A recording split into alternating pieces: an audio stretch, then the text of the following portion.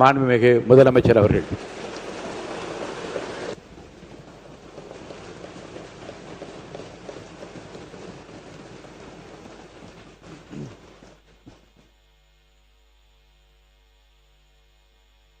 முதல்ல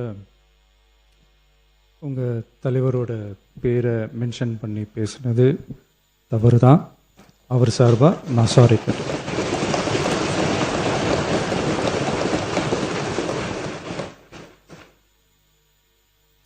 மாண்புமிகு பேரவைத் தலைவர் அவர்களே, தமிழக மக்கள் நம் உயிர் என்றால் தமிழக விவசாயிகள் நம்ம உயிர் நாடி.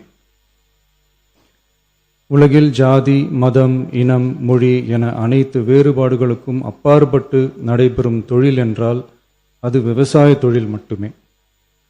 உலகின் ஒரு மூலையில் உற்பத்தி செய்யப்படும் விவசாய பொருட்கள் உலகின் மற்றொரு மூலையில் உள்ள மக்களின் உணவு தேவையை பூர்த்தி செய்கிறது. எந்த நாடு உழவு தொழிலை மதித்து விவசாயிகளுக்கு உரிய பாதுகாப்பையும் ஆதரவையும் வழங்குகிறதோ அந்த நாட்டில்தான் மக்கள் வளமாகவும் மகிழ்ச்சியாகவும் வாழ முடியும். தமிழக வெற்றிக் கழக அரசு பல்வேறு நிதி நெருக்கடிகளின் மத்தியில் ஆட்சி பொறுப்பேற்றாலும் பதவியேற்ற 15 நாட்களுக்குள் விவசாயிகளின் கடன் சுமையை குறைக்க கடந்த 25/5/2026 அன்று குறு சிறு மற்றும் இதர விவசாயிகள் பெற்றிருந்த பயிர்க்கடனில் 50,000 ரூபாய் வரையிலான கடன்களை முழுமையாக தள்ளுபடி செய்ய ஆணை பிறப்பிக்கப்பட்டது.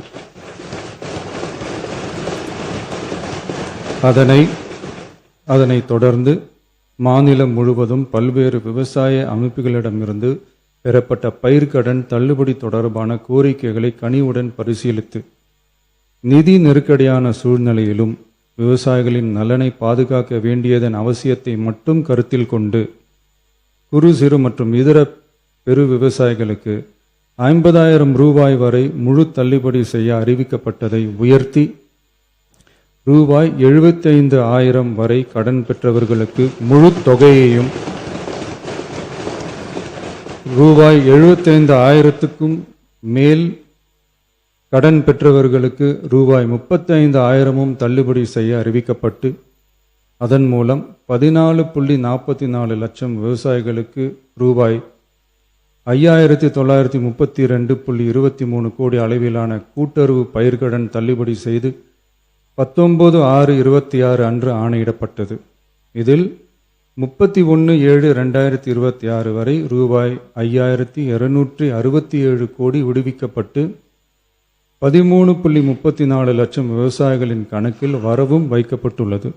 இச்சூழ்நிலையில் மாநிலம் முழுவதும் உள்ள விவசாய சங்க அமைப்புகளின் பிரதிநிதிகள் பயிர்க்கடன் தள்ளுபடியை அதிகரிக்க வேண்டும் என்ற கோரிக்கையை முன்வைத்து கொண்டிருந்தனர். இதனைத் தொடர்ந்து 7/8/2026 அன்று விவசாய சங்கங்களின் பிரதிநிதிகள் மாண்புமிகு மூத்த அமைச்சர்கள் மற்றும் துறை செயலாளர்களுடன் நடைபெற்ற ஆலோசனை கூட்டத்தில் அவர்களின் கோரிக்கைகள் விரிவாக பரிசீலிக்கப்பட்டது.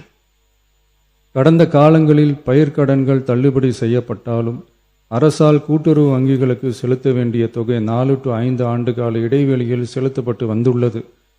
2021 ஆண்டில் பயிர்க்கடன் தள்ளுபடி செய்யப்பட்ட தொகை 2021 முதல் 26 வரையான காலத்தில் அரசால் 12 தவணைகளாக கூட்டுறவு வங்கிகளுக்கு செலுத்தப்பட்டுள்ளது.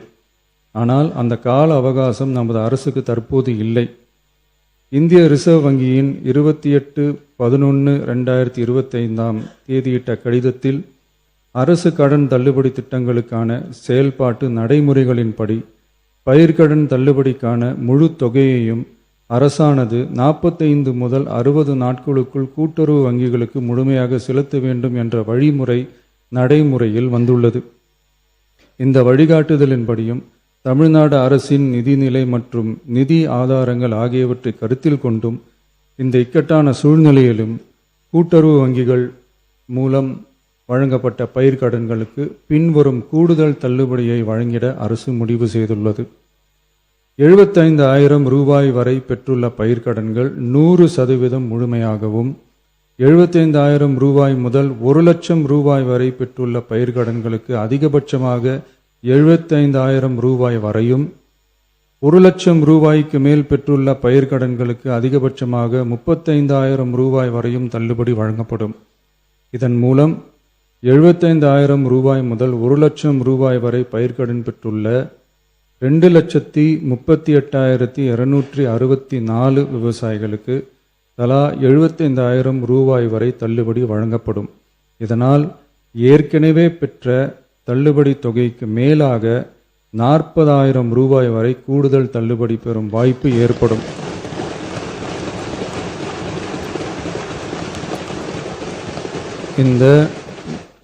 இந்த கூடுதல் பயிர்க்கடன் தள்ளுபடியால் அரசுக்கு சுமார் ரூபாய் 953.06 கோடி கூடுதல் நிதிச்சுமை ஏற்படும். இருந்தாலும் தமிழக விவசாயிகளின் நலனில்தான் நமது நலன் உள்ளது என்று கருதி சுமார் 13.34 லட்சம் விவசாயிகளுக்கு மொத்தமாக 6,220 கோடி ரூபாய் பயிர்க்கடன் தள்ளுபடியை இந்த அரசு வழங்குகிறது. நன்றி.